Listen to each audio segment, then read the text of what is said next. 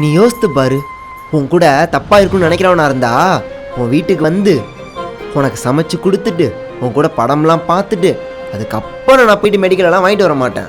வரும்போதே மெடிக்கல்லேருந்து வாங்கிட்டு வந்துட்டு வந்த வேலை என்னவோ அதை தான் பார்க்கணும்னு நினச்சிட்டு இருந்திருப்பேன். நான் அப்படி இல்லைங்கிறது உனக்கும் தெரியும், எனக்கும் தெரியும். எவனோ ஒருத்தன் சொன்னனால தான் நம்ம 2 பேருக்குள்ளே மிஸ் அண்டர்ஸ்டாண்டிங் ஆச்சு. இப்படி எவனோ ஒருத்தனால நம்ம 2 பேருக்குள்ளே சண்டை அதிகமாகிடக்கூடாதுங்கிறதுக்காக தான் அப்போதைக்கு அங்கேருந்து போயிட்டேன். ஆனால் நான் அதுக்கப்புறம் ரூம் போயிட்டு பசங்கள்ட்ட எவ்வளோ சொல்லி நான் ஃபீல் பண்ணேன்டி. உடனே மறுபடியும் அங்கேருந்து கிளம்பி வரணும்னு பார்த்தேன். ஆனால் ரொம்ப லேட் ஆயிடுச்சு காவியா.